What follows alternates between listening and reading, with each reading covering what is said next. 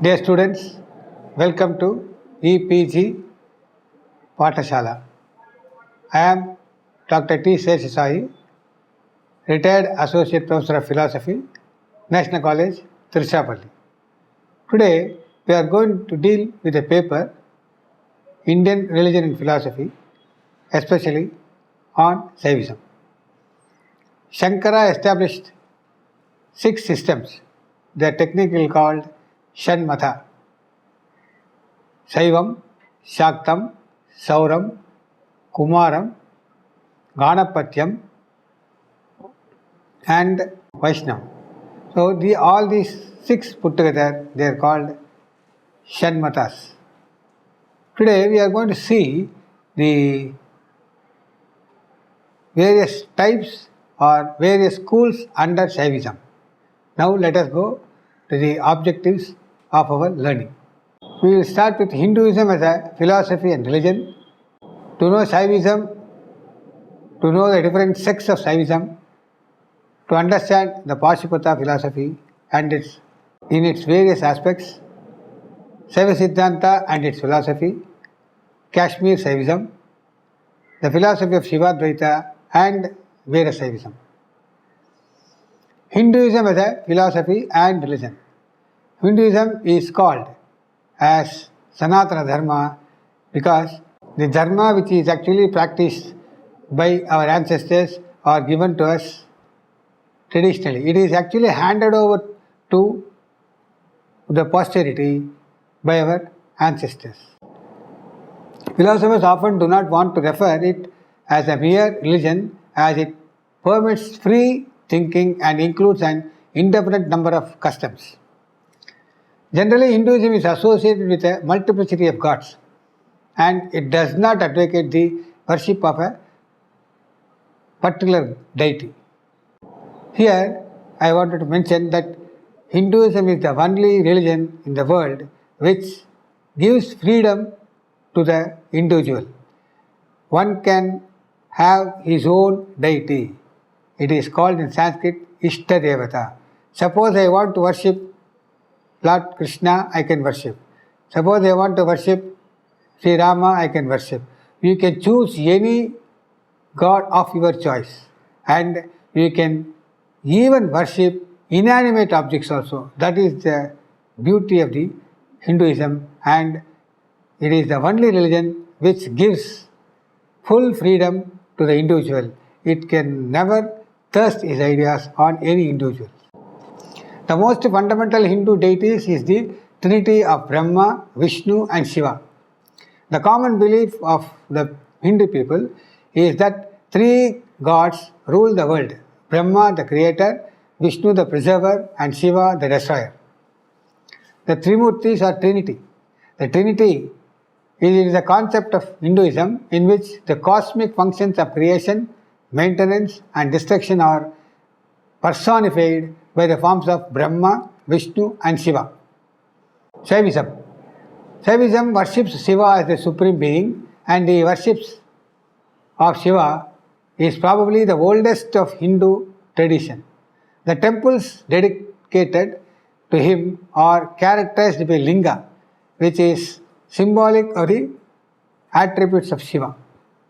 The characteristics of Shaivism are the exaltation of Shiva above all other gods, the highly concrete conception of the deity, and the intensely personal nature of the relation between him and his devotees. The Shweta Sutra Upanishad expounds the supremacy of Shiva as the result of the theistic strain of thought developed in the Upanishads. The evolution of Shiva is found in Yajurveda where around 100 names are given to him. These names include Pashupati or god of animals, Nilagriva or the blue-necked, etc. The Mahabharata refers to 1008 names of Shiva. In Ramayana, Shiva is associated with the origin of Ganga. In Puranas, Shiva is described as Ardhanarishwara, mixture of male and female. He is also presented as a teacher of truth and as silent yogic who meditates in peace. In this position, facing south, he is known as Dakshinamurti. Dakshinamurti is one of the forms of Shiva in Shaivism, and he actually appears before the souls or his devotees to educate or to impart knowledge to all his devotees. That is the Dakshinamurti form. Shiva is considered as having three forms. It is one is Nirguna, another is Guna or Saguna, another is Nirguna and Saguna. That is what they call in Tamil literature Aruvam, Uruvam, Aruva Uruvam. The Linga form is the form and formless appearance of Lord Shiva that actually depicts the form and formless. Shiva as a dancing Lord Nataraja is another powerful representation. That is, usually we go to any temple and then worship Lord Shiva in many forms, and of all the forms, Lord Nataraja is a beautiful form which depicts the evolution, each and every movement, each and every aspect of Lord Shiva is depicted here. That is, he is the Nataraja form, and the aura behind Nataraja, actually the aura represents the Shakti of Lord Shiva. In this Nataraja form or dancing Shiva, it is the evolution of the entire world is depicted. Development of Shaivism. The Shaivism as it is, Lord Shiva first appears in the Vedic literature, and Mohenjo-daro and Harappa revealed that the sitting posture of Lord Shiva, it is actually recognized by the scientists or the archaeologists as Pashupati, which depicts the yoga also. The first yogic posture is actually by Lord Shiva in Pashupati form. There you can see the animals and some of the human beings also sitting before him and learning the highest knowledge from Lord Shiva. The sacred literature of Shaivism is called Shaivagama, and it is placed side by side with Vedas. Kashmir Shaivam or Pratyabhijna system is monastic and idealistic. The dualistic school of Shaivism is Shaiva Siddhantism. The Shaiva school of Srikanta propounds qualified monism or qualified non-duality like Visishtadvaita Ramanuja. Here actually Srikanta Shivadvaita philosophy and Ramanuja's Visishtadvaita philosophy, they go side by side. Both accept qualified non-dualism as their fundamental principle of philosophy. This school of Shaivism is called Shivadvaita. Another powerful school is Veera Shaivism or Lingayata. Kashmir Shaivism, Siddhanta Shaivism, Shivadvaita and Veera Shaivism are originally based on Shaivagamas. The various schools of Shaivism is Pashupatism. The philosophical aspects of Pashupata philosophy. The Pashupatas are the oldest Shaiva tradition in the north. In them, ascetic tendencies were much in evidence. The term Pashupata means pertaining to Pashupati. Pashupati is the lord of Pashus. He is the lord of animals, and in the Vedic literature, Pashupati is the same as Lord Shiva. 5 categories recognized by the Pashupatas include effect, cause, yoga, vidhi and moksha. God is independent, the souls are dependent. They are produced by him and are eternal products. They are called Pashus because they are fettered by bonds, Pasha. The impurity or Mala defiling the souls are 5 folds. They are false knowledge, demerit, attachment, causality and lapse. Purity is the complete removal of these malas and means for it consists in observance, recitation of mantras, meditation on God, constant recollection of Him and achievement of fruits. Moksha is not mere absolute negation of pain, but it is also achievement of divine sovereignty. It is proximity or samipya to God, which puts an end to rebirth. Now we come to Kashmir Shaivism. Kashmir Shaivism is advocated in the north. The fourth main system of Advaita is based on Shaivagamas or Tantras, which are accorded the same authority and status as the Vedas. Vasugupta, Sammananda, Utpaladeva, Abhinavagupta and Kshemaraja are the most eminent writers of this system, and it has voluminous literature. Kashmir Shaivism is also known as Spanda or Trika system. Shaiva Siddhanta. The chief sources of Shaiva Siddhanta are 28 Shaivagamas and hymns of the Shaiva saints. Vaikanta Deva's Shivanyana Bhootam is the basic text of Shaiva Siddhanta. The supreme reality is called Shiva. He is referred to as Pati, which means that he is the Lord of all beings. Shaiva Siddhanta accepts three ultimate realities. They are Pati, Pashu and Pasa. Pati is independent and supreme. He is the controller, he is the guide for the entire universe. Next comes Pashu, which means individual jiva in bondage. Individual jiva, though, has the potency to attain mukti or to attain mukti through detachment, it actually suffers because of pasha or bonds. Pasha binds the souls and pasha delimits the knowledge and the capacity or capabilities of the soul. Or Pashu. Pashu affected by the karmas, namely Anava Mala, Karma Mala and Maya Mala. These three malas bind the pasha. Here, Shaiva Siddhanta considers Anava Mala as the Mula Mala, which actually inflicts the soul with I and mind. When we remove this I and mind, then the soul gets released.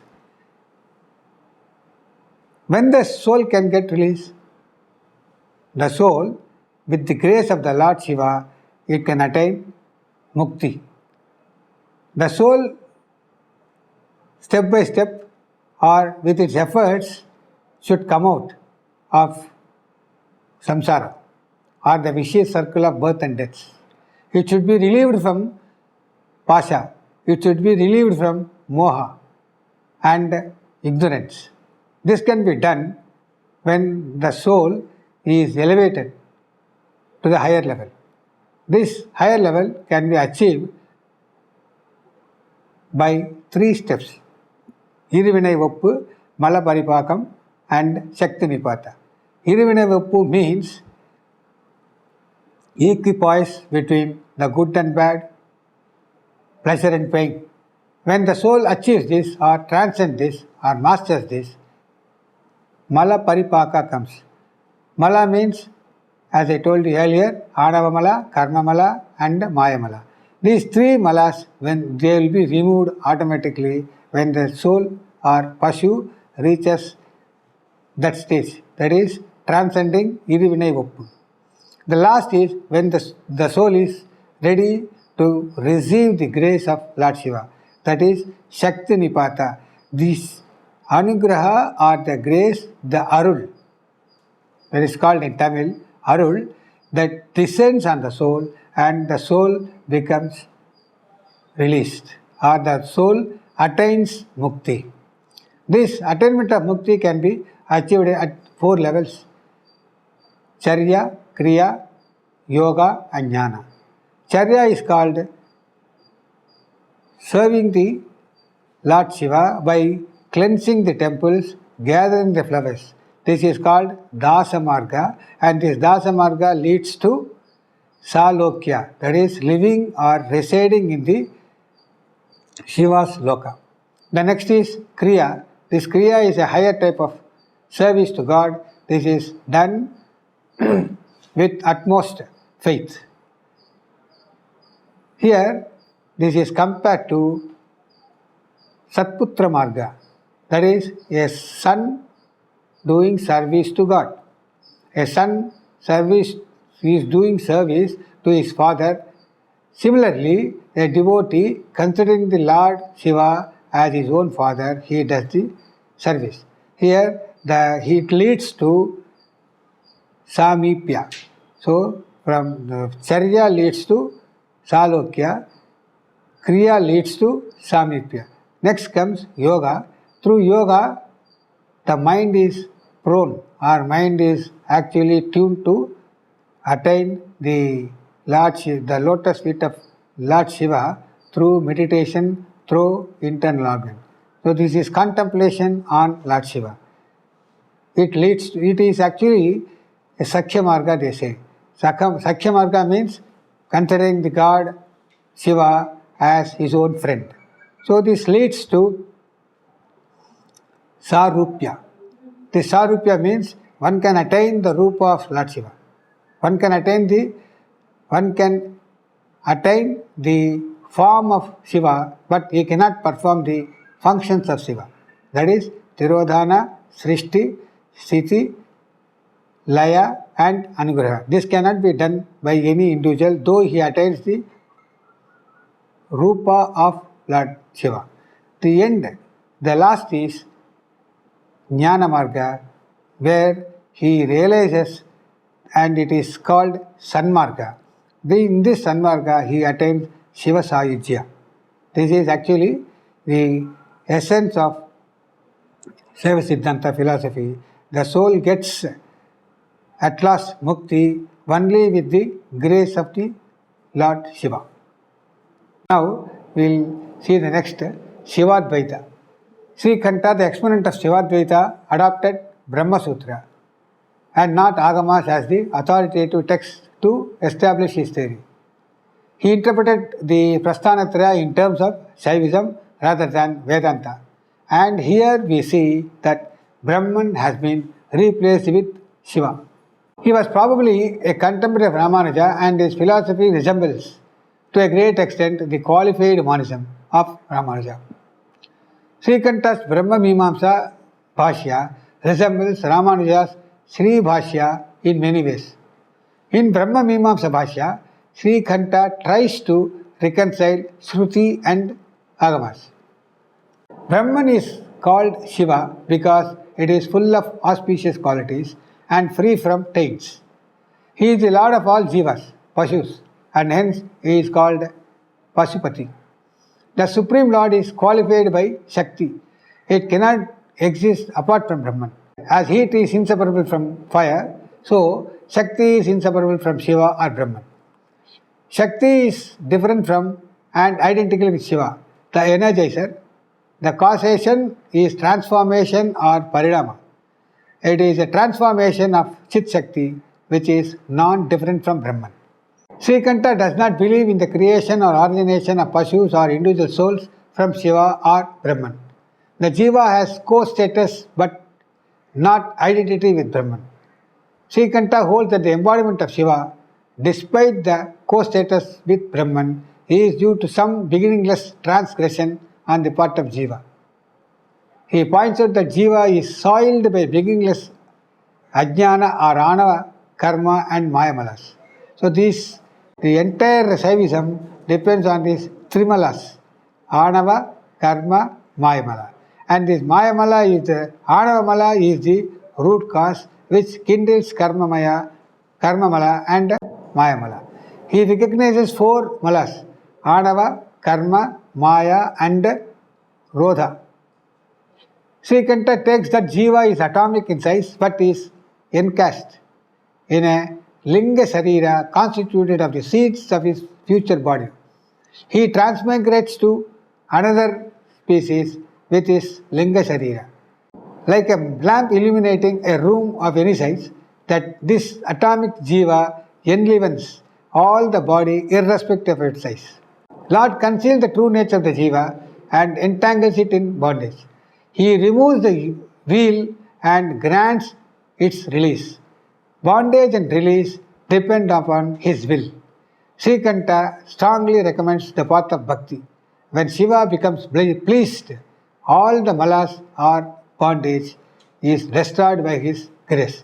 So, whether it is Srikanta or Pasipata or Saiva Siddhanta or any other kinds of or school of Saivism, they stress this grace as the ultimate, and without grace, any soul can never attain mukti. Next, we come to Veerasaivism. Veerasaivism is said to have been emerged in Karnataka region to curtail the significance of Jainism. Veerasaivism or Lingayata Mata gained momentum during the beginning of the 12th century and was based on 28 Saivagamas. The term Veerasaivism means a staunch follower of Saivism. It consists of the worship of Shiva in the Shivalinga form only. There are two views among the Veerasaivism as to the founders of their sect. According to one view, it was founded by 5 ascetics or teachers saints, namely Revana Siddha, Marula Siddha, Eko Rama, Panditaradhya, Vishwaradhya. They are believed to have been born out of Shivalingas. The other view regarded Basava as the founder of Veerasaivism. When we look into the history of Saiva literature, we can find the picture which you see on the right side of the content. He is Basava, who is the founder of the Veerasaivism. He broke from traditional Hinduism and vehemently protested against meaningless rituals by refusing to undergo the sacred thread ceremony. He advocated equality of status to women, abolition of caste system, dignity of labor, and such other advanced views in those days. Basava, in fact, is revolutionary in as far as a religion is concerned in our country. He is a vehement or staunch advocator of the non-ritualistic tendencies of our society. A systematic presentation of Veerasaiva philosophy is found in Sripati Pandita Srikara Bhashya, a commentary on Brahma Sutra. It is a synthesis of Vedas, Upanishads and Agamas, and this Bhashya is like a wish-yielding tree to moksha, seeking Saivas. Like the other Shaiva sects, Veerasaivas also regard Shiva as the supreme principle who controls both Pashu and Pasha. Lord is the cause of the world and world is the effect. The Lord extends the universe at the time of creation and withdraws it within at the time of Pralaya. He held that the world is real and eternal. The Supreme Shiva is independent and his body is not karmika. Jivas are seen to experience miseries, etc. due to their beginningless karma mala. Shiva removes this and absorbs the jiva within him. Veerasaivism believes that it is only due to Shiva's grace that one can get liberated. It has prescribed Diksha or initiation into Shiva's spiritual path as the condition precedent for all aspirants to moksha. Sripati asserts that the knowledge of about God and one gets released from all bonds. By realization, one attains the supreme Shiva Tattva. He holds that even by bhakti or devotion to Shiva, one can achieve 4 types of liberation like Saloka, Samipa, Sarupa and Sayujya, which is called Salokata, Samipata, Sarupata and Sayujyata. He recognizes the Jivan Mukti concept of liberation and says that Jivan Mukta realizes that Shiva is in everything. After the fall of his body or death, he loses his individuality and merges into or become identical with Shiva. To summarize, the Shanmatas are Saivam, Shaktam, Sauram, Kaumaram, Ganapatyam and Vaishnavism. Among these, Shaivism has got many schools, and the schools are Pashupata, started by Nakulisha, Veerasaivism. The founder of Veerasaivism is Basava. Saiva Siddhanta from Tamil Nadu. Kashmir Saivism, otherwise called Pratyabhijna school. All these philosophies or all these schools of Saivism, they advocate that there are three ultimate realities: Pati, Pashu and Pasha. Pati is the supreme. Pati is the independent being. Pati is the creator of this universe. He is the sustainer of the universe. He is the destroyer of the universe. He is the one who bestows anugraha or the grace to the individual souls, and he, with his concealment nature or the Tirodhana Shakti, he educates all his devotees or the individual souls. All the schools of philosophies, they accept three malas, that is Anavamala, Karmamala and Mayamala. Shivadvaita adds one more, that is Rodhamala. These malas, they actually limit the infinite into finite. They cause ignorance to the soul, and the soul suffers because of these three malas. And in samsara, it suffers. To get release from this samsara, one should always meditate, or one should, almost all schools, they prefer bhakti, and with bhakti they should chant. They should always continuously chant the names of Shiva or Nama Sankirtana, what we can call. And this Nama Sankirtana leads to mukti. The best way is to utter or chant the Ashtakshari by the Vishishtadvaita school, which is called Om Namo Narayanaya, and for Saivism it is Om Namah Shivaya. This Om Namah Shivaya is the only mantra which leads the individual soul to attain mukti. Almost all saints have uttered this, chanted this, remembering constantly the grace of the Lord and remembering the names of the Lord, and attained mukti. This Namah Shivaya contains 5 letters: Na, Ma, Shi, Va, Ya. Na means the Tirodhana Shakti of Shiva. Ma means the 3 malas. Shi means Shiva, or the man who is the independent supreme authority. Va means the grace part of the grace Shakti of the Lord Shiva, and Ya means the Jiva. The Shiva stands in between Na, Ma and Va, Ya.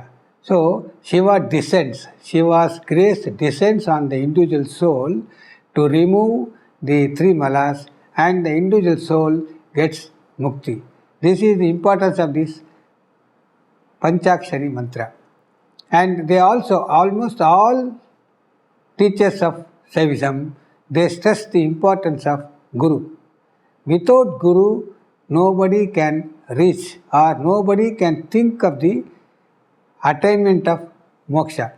And this Guru also selects and gives his instructions according to the capacities or according to the capabilities of the individual soul.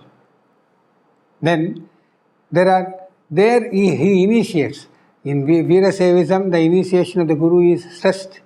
The Saiva Siddhanta stresses the same thing, and almost all Saiva schools stresses the importance of Guru and stresses the importance of initiation into the path of bhakti or into the path of meditation to attain mukti. There are several types of diksha. One such is Nayana Diksha, where the Guru sees the Shishya, then he attains Mukti. This is just like a fish. The mother fish sees the eggs, immediately the small fishes will come out.